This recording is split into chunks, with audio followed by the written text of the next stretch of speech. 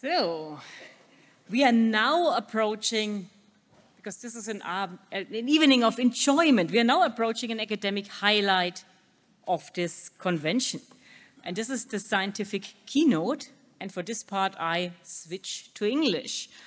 I'm absolutely delighted that Professor Brigid Laffan agreed to today's keynote in the shadow of a polycrisis, the European Union as a collective power. Thank you very much, Brigid. Let me briefly introduce Professor Laffan to those of you who have not yet had the pleasure to meet her. And in order to not delay the Congress party, I just stress a few highlights from Brigid's CV. I mean, after all, it's online, so you can basically do the full tour yourself. So Brigid has not only been an excellent and highly research-active scholar, but she is the embodiment of a good academic. She's engaged in institution building as well as public outreach in multiple respects, and to an extent that is hard to come by. In other words, Brigid Laffan left important imprints on academia and political as well as public life in Ireland and Europe. Accordingly, the list of achievements, positions, and honors is extremely long and absolutely impressive. As an academic, Brigid Laffan has published numerous books and articles, mostly but not exclusively on the European Union, and did so in a manner addressing pressing questions of the time, the latest book being on Brexit. As an institution builder, Brigid Laffan was active first at the College of Europe in Bruges, then at the University College in Dublin, and also served as a director of the Robert Schuman Centre for Advanced Studies at the EUI, the European University Institute. She got various honors. Let me just pick two: the OASIS Lifetime Achievement Award in 2014, and in 2012, the Theseus Award for Outstanding Research on European Integration. So in short, to me, Brigid Laffan is a true role model. She combines excellent scholarship with community building and public outreach. I'm thus more than delighted that Brigid, and really instantly after being asked, agreed to hold the scientific keynote for our 29th DVPW convention dedicated to politics in times of polycrisis. Brigid, it is a pleasure to have you with us. Thank you so much for coming.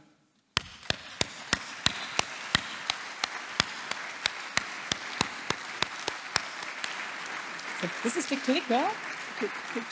This is for what? Okay. Oh, thank you.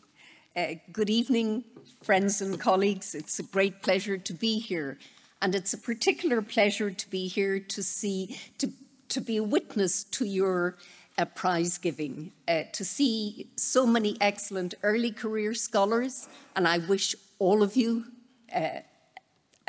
I wish you the very best in your careers ahead, because our life is a very privileged one. To be able to wake up in the morning and decide what am I interested in remains one of the great benefits of being an academic. But it's also a pleasure to see Fritz Scharf being honoured. He is one of the greats of our discipline, and I remember with great fondness a wonderful seminar reading Fritz Scharf, which was organised by Suzanne and Philip at the EUI when I was director. It was an absolutely marvellous 3 days, and Fritz enjoyed being part of reading Fritz Scharf. He really enjoyed, he was so active, so engaged, and it was probably only about 8-9 years ago, I can't remember. But it was wonderful to witness the recognition of one of the greats of our discipline this evening. So when I was asked by Diane would I give the keynote this evening, I looked at what the theme of your conference was and decided I would do my homework and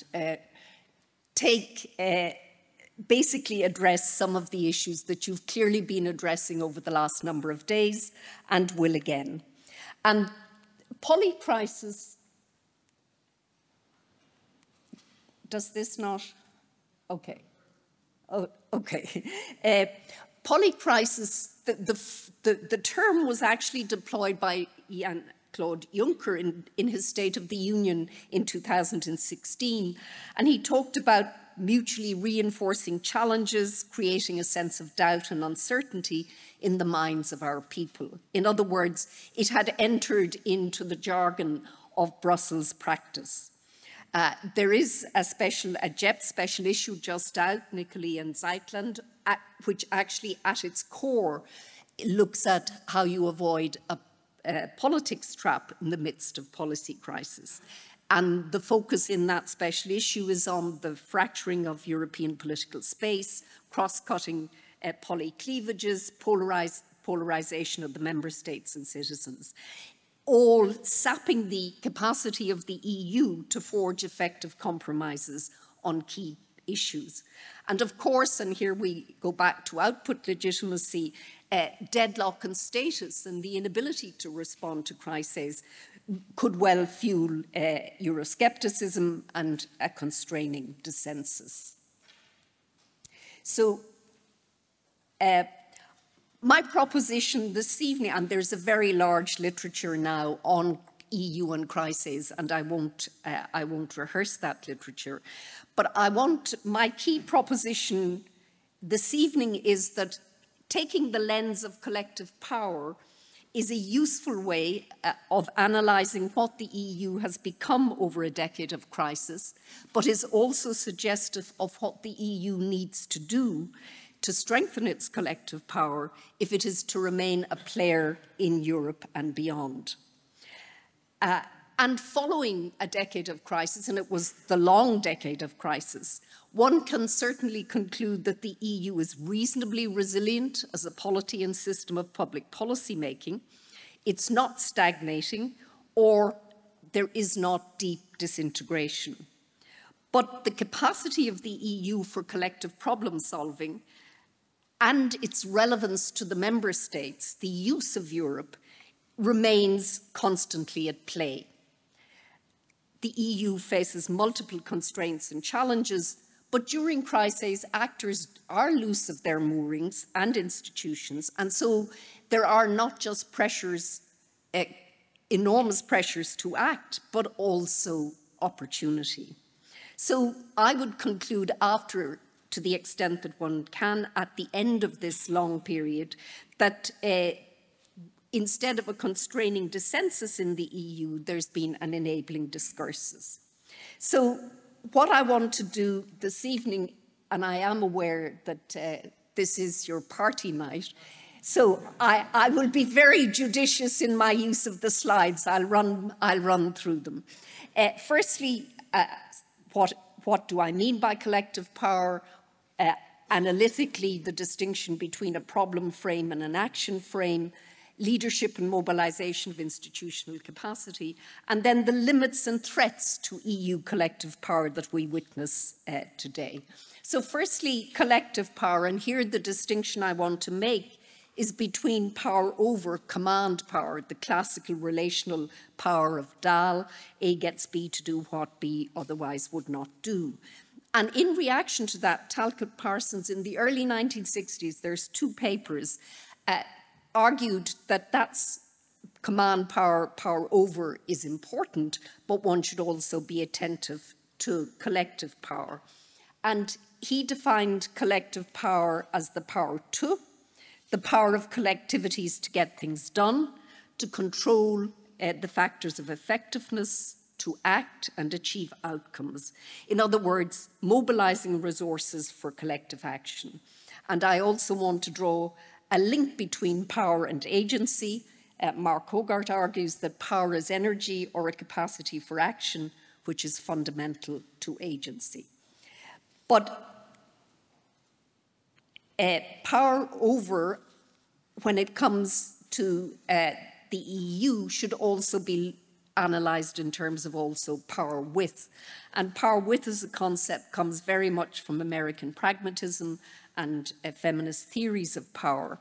And here it's the power of finding common ground among diverse interests, developing shared values, creative strength. And what I like about the concept is the organizing with each other. In other words, in an EU sense, the power of multiple actors across varied jurisdictional levels to find common ground, to organize with each other. So not just the power over or the power to, but also the power with. And here, in terms of how I intend analysing the exercise of collective power in the EU, I draw an analytical distinction between the problem frame and the action frame. And I'm going to apply those empirically to both, it could be applied to all of the crises, but I'm going to, for the purposes of this evening, to Ukraine and the pandemic. So from problem to action, collective framing is particularly important in the EU because given its deep diversity, the multiplicity of preferences, it's important for the EU to arrive at a reasonably unified sense of what the problem is, what the world out there is, what is the challenge to be solved. And framing allows for the mobilization of consensus, which facilitates collective action, but it also orients and sustains collective action. So we will look at how, in fact, these two crises were framed.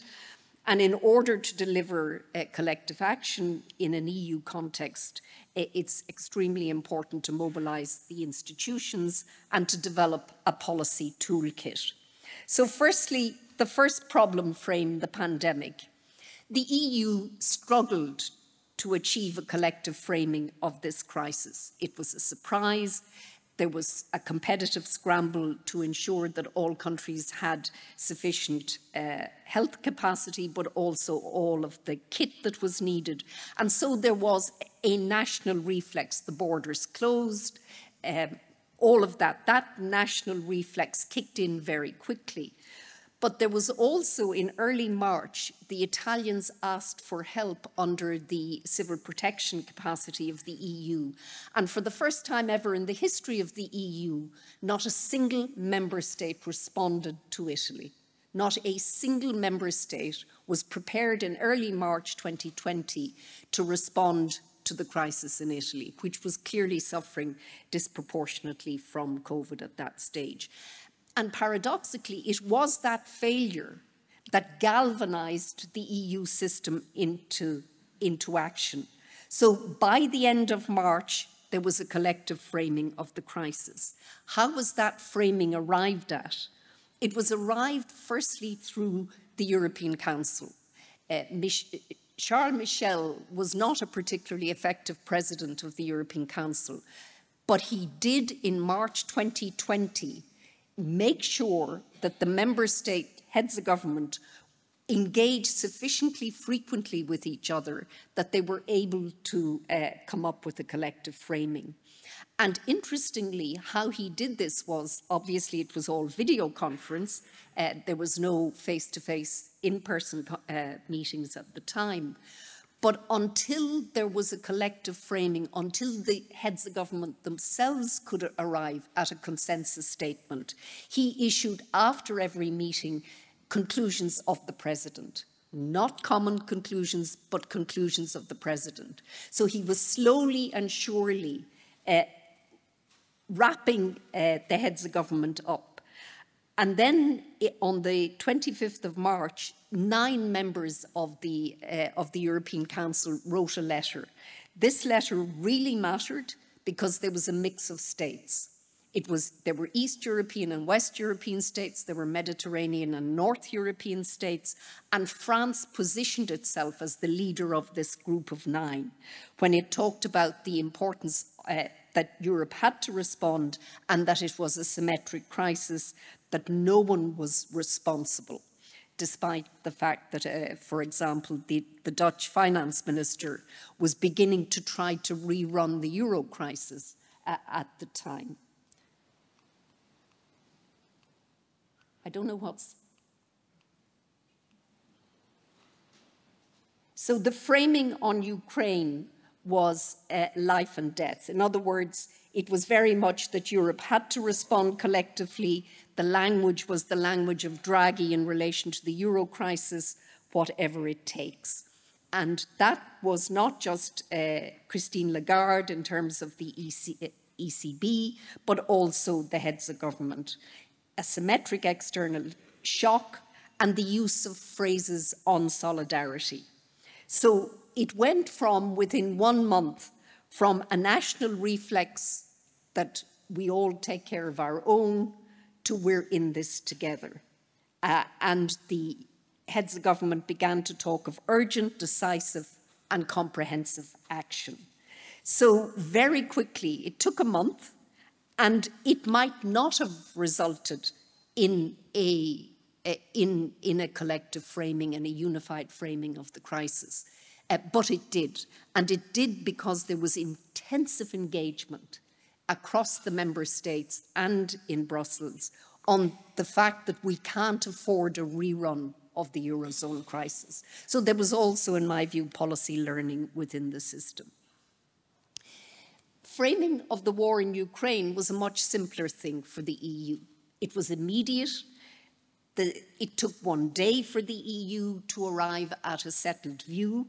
The Council, or the European Council, met on the evening of the 24th of February. There had been preceding statements that day, and then in the Versailles Declaration of the 10th and 11th of March.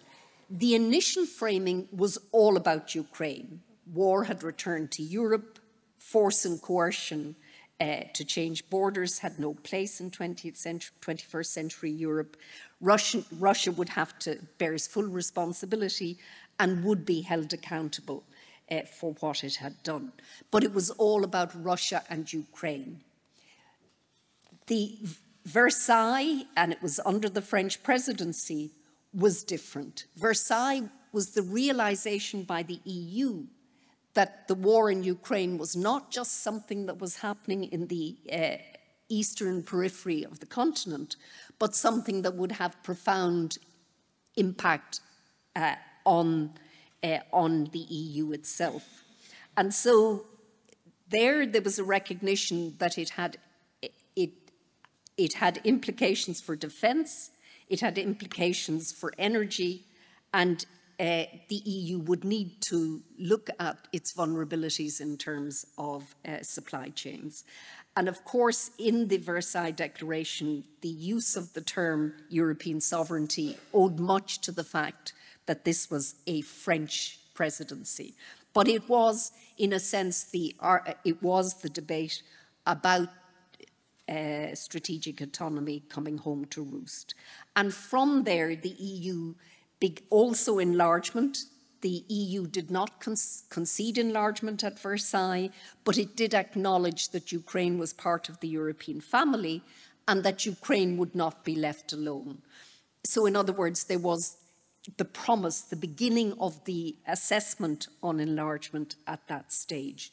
So both for the pandemic and the war in Ukraine, there was a framing in the initial phases that was relatively unified and allowed the EU to proceed on the basis of collective action. But of course, framing is one thing. The question is what the EU then does. And that's the move from the problem frame to the action frame. And when the EU is confronted with a crisis, it always looks to its existing toolkit.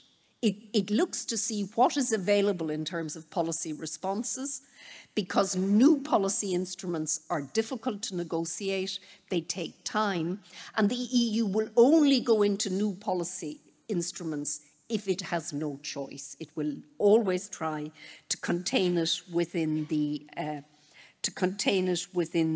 original toolkit that's available, repurposing, etc., etc. So unlike the Eurozone crisis, when it took from 2009 to 2012 for the ECB to do its whatever it takes, by mid-March in 2020, the ECB had established the pandemic emergency purchase program, the for whatever it takes.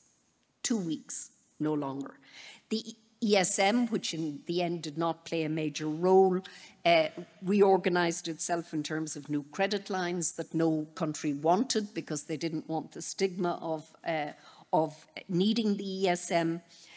And then the EU, it used the let-out clause under the Stability and Growth Pact and also competition policy. So in other words, it decided that the regulations that it had that would impede domestic governments doing what they needed to do, it immediately just said, took them off the table for the while. But then there was a look to what the EU needed to do in addition. And the Commission was very proactive. The von der Leyen Commission was extremely proactive and looked at the SURE programme for unemployment assistance and insurance fund to help to maintain employment in the member states. But then, of course, the two big path-breaking items, the first was the agreement in July on a Recovery and Resilience Fund facility in terms of New Generation EU, which was common borrowing, broke taboos, albeit on a temporary basis. And then the collective procurement of vaccines. And again, there were 5 EU countries collaborating on vaccine purchase.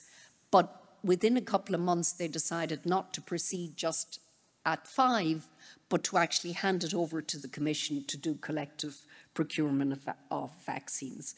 So the toolkit was up and running very quickly in response to the pandemic.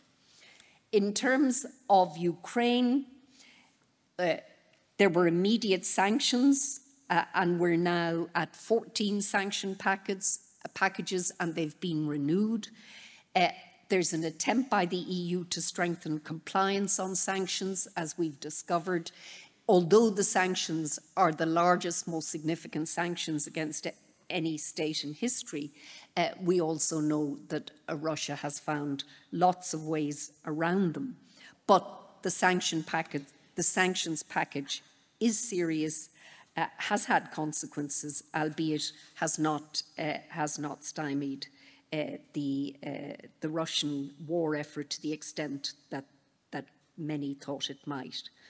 In terms of the European Peace Facility, which was emerged from the African Peace Facility, that very quickly, I think it took about a week, became the vehicle. It's off budget, it's outside the EU budget, and therefore easy to repurpose. It became the financial vehicle for the supply of lethal weapons to Ukraine. And then the EU Military Assistance Mission for training, joint procurement of ammunition, a ratcheting up of the European Defence Agency, and the use of the EU rather than NATO as a clearinghouse for the transfer of weapons to Ukraine. And of course, the big issues now are around not EU capacity, but rather European capacity in terms of weapons and ammunition. So again, very quickly, the action frame there was a policy toolkit for both these crises in relatively short periods of time. So then, from problem to action, it required leadership and leveraging the EU's institutional capacity. Leadership in the EU is by definition distributed. There is no government, there is no one person. And if you read the literature on EU leadership, basically they say the shared leadership hardly works. But in fact, in both these crises, what you found was both informal, multiple bilaterals across the member states by individual political actors, but also institutional leadership. And both were galvanized very quickly. There was particularly around the pandemic, the extent to which heads of government individually got involved in writing op-eds in the newspapers in other countries, etc., etc. So by definition, EU leadership is distributed, and there is always a battle to frame, a battle to set the agenda, and a battle to develop the toolkit. In terms of institutional capacity, the EU's institutional system within the Brussels arena galvanizes itself and intensifies its engagement when it needs to. So for the pandemic, the European Council met 6 times between March and July, and the July meeting was the second longest in the history of integration. So the heads of government were heavily invested in the response to the pandemic, and underneath that there was constant multiple bilaterals leading up to the June meeting. I traced the numbers at one stage, I don't have the figures here, but also the Brussels-based presidents were extremely active. Von der Leyen, Charles Michel. Interestingly, of all of the institutions, the least active was the European Parliament. The Parliament's role is undermined during crises because there's almost a tilt towards the executive. But the other interesting development or phenomenon one can see is that the council formations all intensify their engagement. And I would say every council formation was involved in the pandemic, education, energy, you name it. But the 2 councils that were particularly involved were the health ministers, obviously, but also the Eurogroup and ECFIN. In terms of how that institutional capacity is mobilized, then there is tasking by the European Council. It tasked the Eurogroup to begin the process of developing an economic response, and the Eurogroup took it a very, very long way towards common instruments, but then the Commission was looked to in terms of the budget and the RRF. There was extremely what I define here as proactive supranationalism in this case, and the knitting of the national and the European was very much driven also by the agencies and by standing committees on public health that linked the people who were actually working on the domestic responses to the pandemic were meeting and engaging once a week. So agencies again played a very important role in the pandemic. And of course, the biggest negotiation in all of this was the delivery of the RRF. And that was what was described here, what Jim Close, who worked as in the Council Secretariat as someone responsible for the European Council, that there was frenetic activity, both at bilateral level and between the President of the European Council and every member state and the President of the Commission. So you get, for every crisis, there's a distinctive institutional ecology, and the key nodes are the European Council and the Commission. And of course, in the end, they got to yes. It was extremely difficult, but it was off path, it was path breaking. Equally for Ukraine, the other thing in terms of institutions that one observes is that within the Commission they established, there was a Brexit task force which was very formal, but there was the equivalence of task forces both for the pandemic and Ukraine within the Commission. Again, on Ukraine, the European Council, it have tried to stay out of the detail, if at all possible, other than when it has to handle Orban, when it has to get down and dirty. But it tries to set the role of the European Council is to remain seized of the matter and to give political direction. And here, the 2 councils that were intimately involved were the Foreign Affairs Council, which met both in Foreign Ministers format and Defence format, and in joint Foreign Ministers and Defence format, and also the Energy Council. Those were the two most active on Ukraine. Again, a very active commission. The support group for Ukraine within the commission is a horizontal coordinating unit. The EEAS, extremely important because the High Rep and the European Defence Agency. So in both cases, in both cases you see institutional nodes within the system.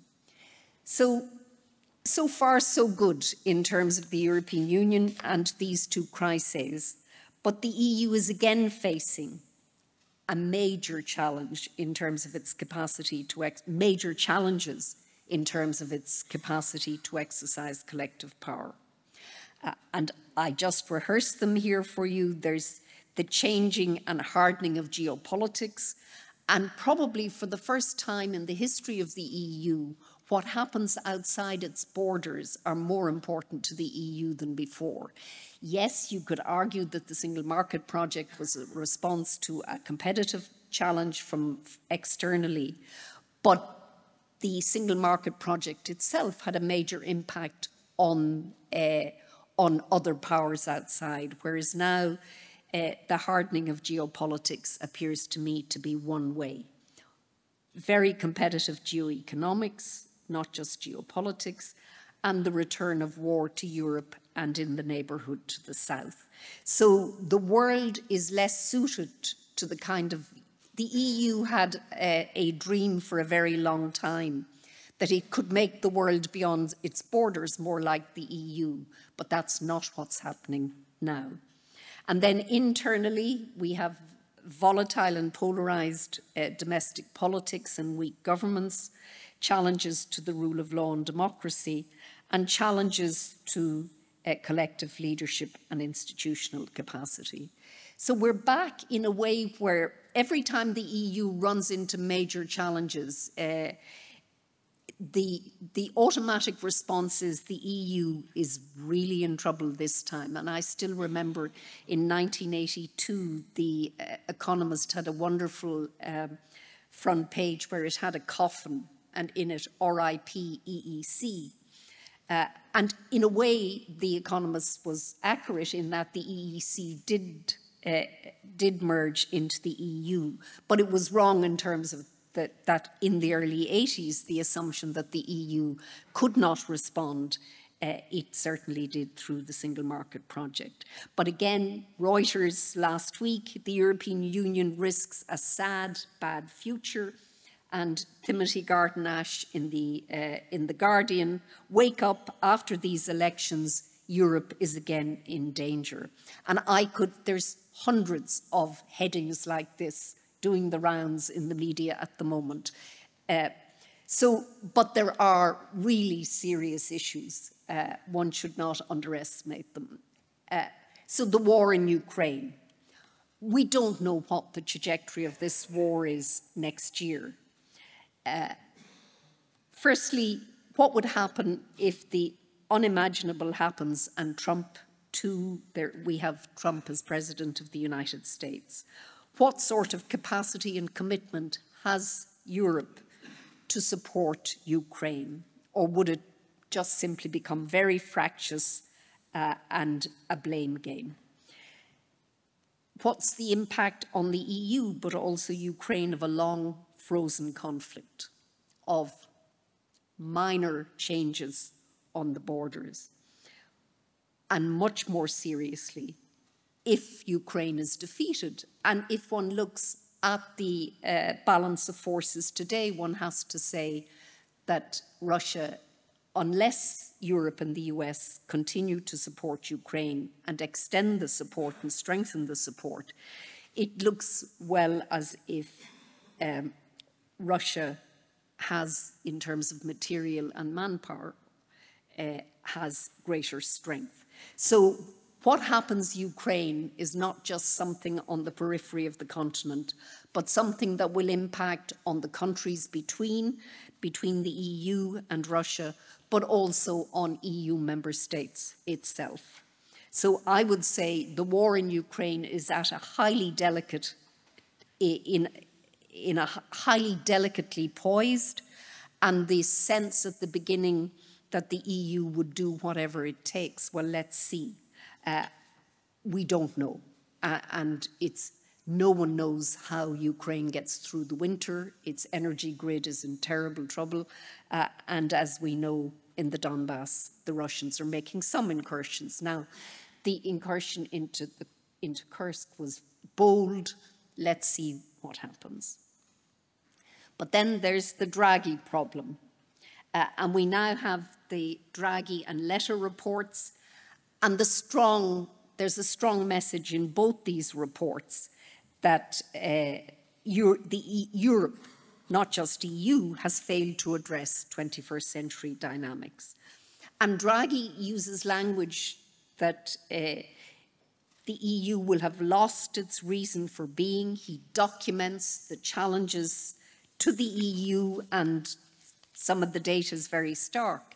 The EU, the trade to GDP ratio for the EU is very high, 50% plus. For the US, it's 27%. For China, it's 37%. Energy prices for European companies are 2-3 times higher than the competitors. Europe is clearly losing on big tech.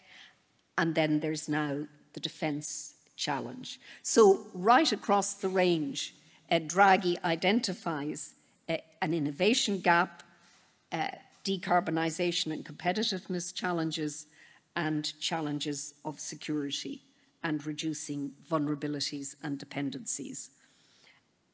And he argues that Europe will need 800 billion investment per year.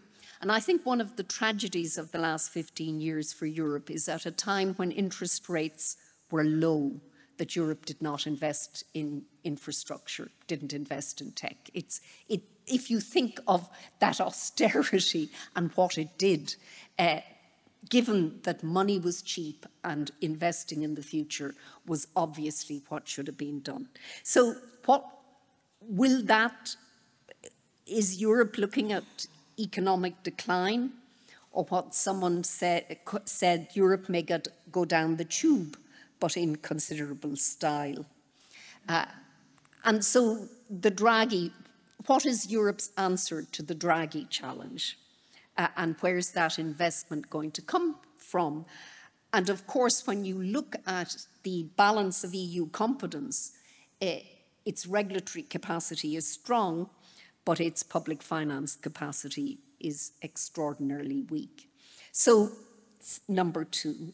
And then there's democracy and the rule of law, the challenges to democracy and to politics within Europe, the fact that since 2010, the EU has facilitated, in terms of financial transfers, the emergence and the development of conditions in member states that effectively those states would not now be admitted as members of the EU, but they are at the table. So that challenge to the rule of law and the struggle the EU has had, not just in using Article 7, but in responding to Orban. Orban, he went to Russia, he talks to Trump. So again, can you imagine how emboldened Orban will be if Trump wins the election? And I think in one sense, the bubble will burst in Europe for the authoritarians if Trump does not win this election. And then there's the increasing presence of the radical right. 7 EU countries have hard right parties in government. Sweden has a confidence in supply, and the Austrian election on the 29th of September is likely to return the Freedom Party, at least if one looks at the polls. And again, both in France and in Germany, the radical right have a growing electoral presence. So again, what What will this do to the EU in terms of the policy impact? It will clearly impact on migration policy, probably on climate, but also on the fabric of democracy itself. So these are all big issues for the EU. So the limits to collective power, firstly, in this highly polarized and fractured domestic politics, how much unity can the EU aspire to? Can it actually frame the problems collectively? Will it continue to frame the problems collectively? Will preferences be sufficiently congruent to allow for the use of Europe as in the past? What impact will pressures from the outside have on the EU? What kind of global order are we looking at over the next 10 years? And back then to the problem of resources. The EU does not have the public finance capacity for the kinds of challenges it faces. Will there or could there be an agreement on the use of borrowing at a collective level? Because it's not that the EU doesn't spend money. Defence is the classical case where what European states spend on defence is less than the sum of the parts because of the interoperability problems and all the rest. So to what extent and how much public finance does the EU need for the next phase? So, to conclude, the EU did have the collective capacity to respond. I would argue Brexit was a hinge crisis for the EU. From Brexit on, the EU does better on crises than it did prior to that. But it's, again, there's a step change in the challenges and what is required of the EU now. And only time will tell whether or not that collective power continues. And I would say a lot pivots on global politics, on the war in Ukraine, and on Europe's capacity. Can it find the collective capacity to decide that it can have a political economy for the 21st century that will deliver prosperity? So I'll leave it at that. Thank you.